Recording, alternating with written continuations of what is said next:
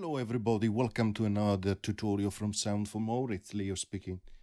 Today we are going to continue our journey in exploring additional parameters that you can configure in the cloud grains inside Borderlands Granular. Before I start, I would like to remind my viewers to subscribe as it helps with growing the channel. So let's start. I have a demo waveform here on the screen. Let's double click to create a cloud of grains. Let's overlap it on the waveform so we know what that waveform sounds like. Okay, and now let's double click on that cloud and let's configure a little bit with what we know from the previous tutorial. So let's put the width down to 0 so it's centered. Let's have one voice, overlap to a maximum. Okay, so let's move this up. And let's adjust also the XY rectangle, the area where grains are rendered.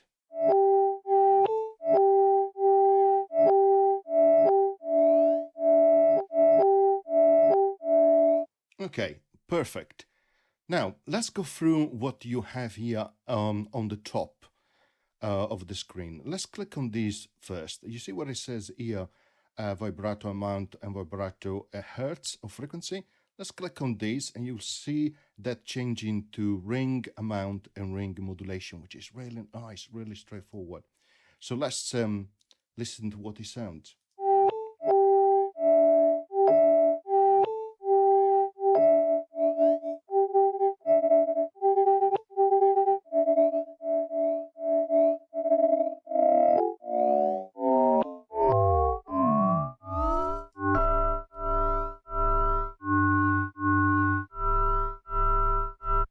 And remember, all these parameters can be animated, which is really fantastic, and double click if you want to go back to the default. So you have an option here if you want to bring in that particular feature. Next, there is an H here. If you click on here, what you have, it will appear two little parameters here, the frequency and also the resonance. And so, yes, you guessed it right, you have a filter now, a resonance filter. And here you have low pass, high pass, band. Here you can boost the particular frequency or decrease. And here you can add some randomness, which is really nice. So let's start first with low pass.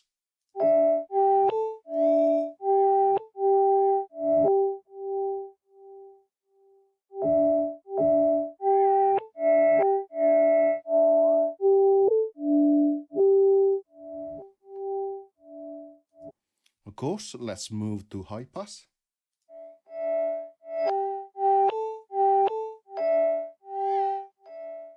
So as you can hear, as I go higher in frequency. Okay, let's only high frequency to go through.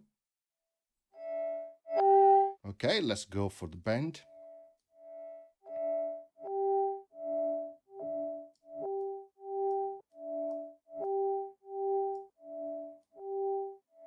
We can also choose to have a boost or cut.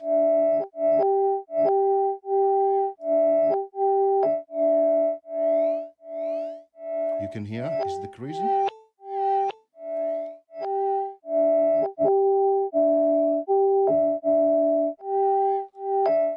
And you can see the increase also in the change of the waveform, which is rendered here. You see it will get bigger.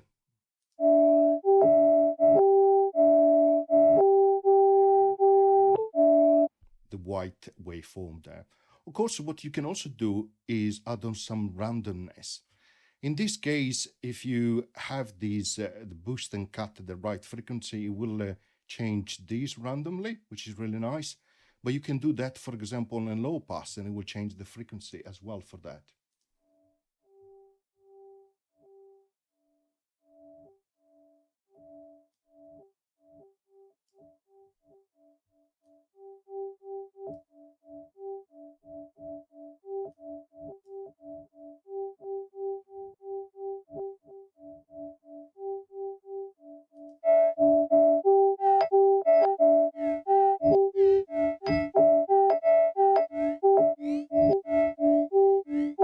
And you can hear when you have the boost and cut option on, it's changing this setting randomly, which is really nice, really cute.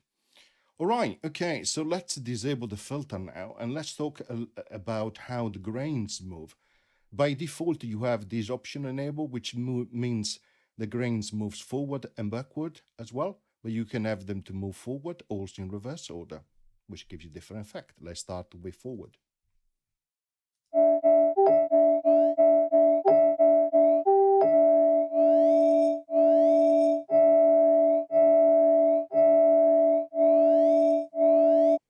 Backward now.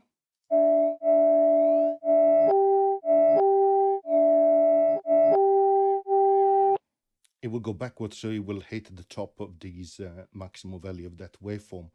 We can have it forward and backward as it is by default.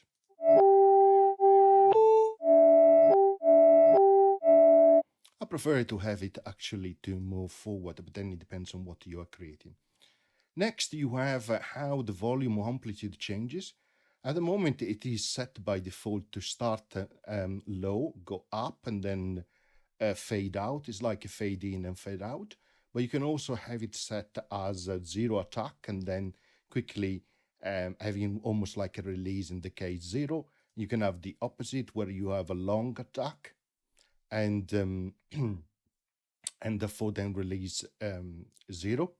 And then you have this one, which exactly as it shows in the picture, is a kind of modulation. You will hear it in a second.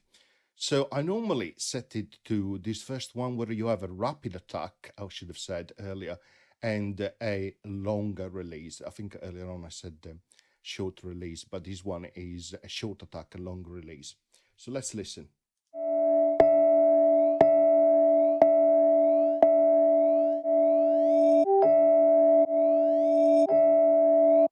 You can hear the difference. With this one, you have a longer attack and a rapid release. As opposite as this one, a short attack and longer release. So traditionally, if you're playing something like a synth, you will set it like that and forward like that.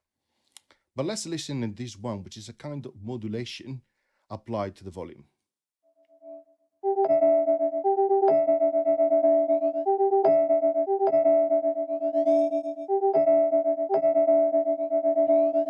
And the interesting thing is that it follows that pattern which it shows you in that picture, and it fits that in the duration. Therefore, if you increase or decrease the duration, we still try to fit in that modulation on the duration of that forms, and therefore it will give you a very interesting effect.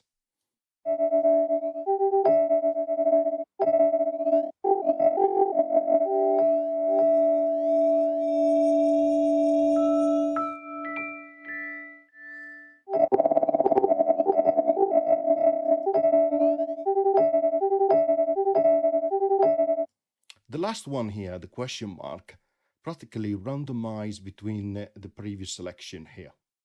Okay, so let's listen.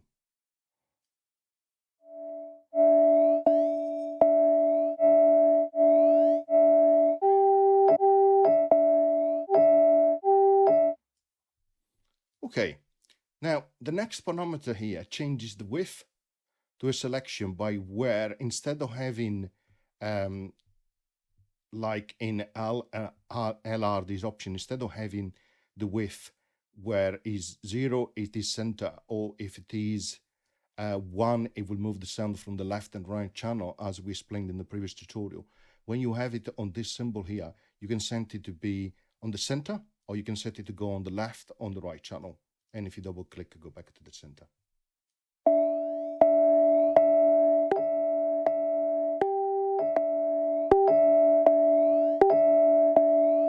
Okay, next we have this symbol here. Normally, if you click and drag that cloud grains outside the screen, it will delete the cloud grains. If you click on it once, look what happens. It will reappear here. If you click again and try again, let's see what happens. Oops, let's try with a finger instead. Whoop. It will appear, but in parallel lines, which is what it means here. You click again, it goes back to the default. So just remember that.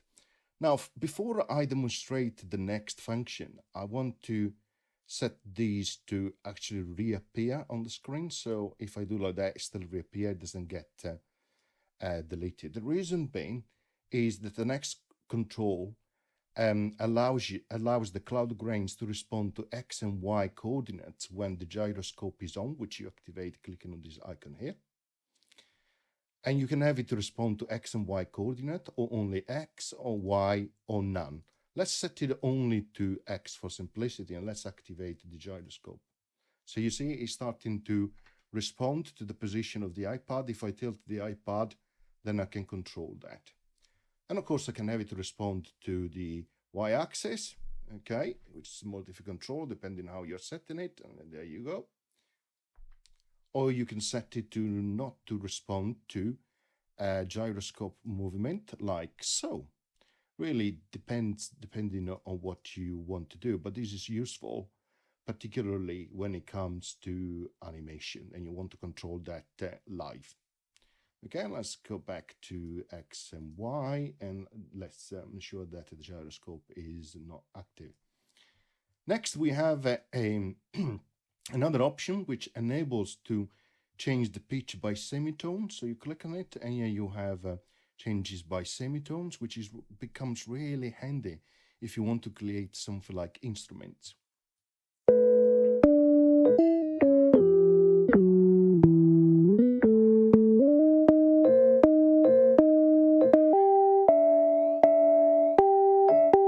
Fantastic. Now, the next one is even better. So it's like a button. You can click here and it will play the, well, it will render that a particular grain, or depending on the settings that you have. So let me go back to the normal behavior, like so, and let's change the volume. As soon as you activate it, it stops sounding because it wants for you to actually press this area as a button. And the controls you see here are your traditional ADSR, so attack, decay, sustain, and release, which are applied to the way that you kick off that sound as you do it manually. And this is great for live performance. If you want to go as well to the previous tab to see the other parameters, you can click on here and it shows you all the different parameters as you normally see them in the cloud grains. So it's just nice. Or you can increase the attack. So you hear it coming in. You can increase the release.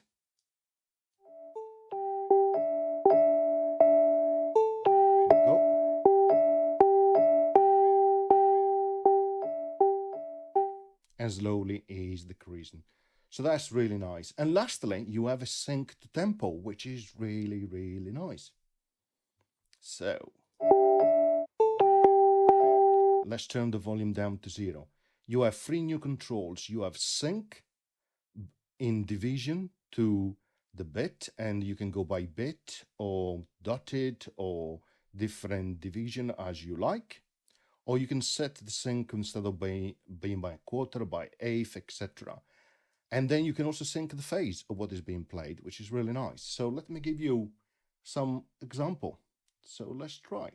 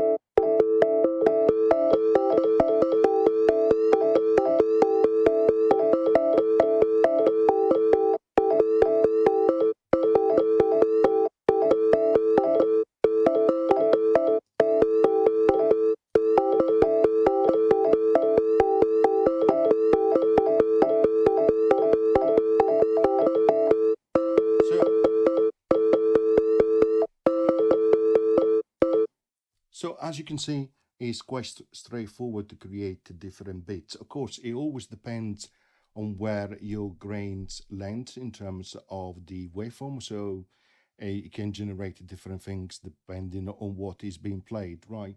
But if you have, for example, a drums or different drum settings or samples, you can actually recreate a drum bit as well, and perhaps I will show you that in one of the next tutorial.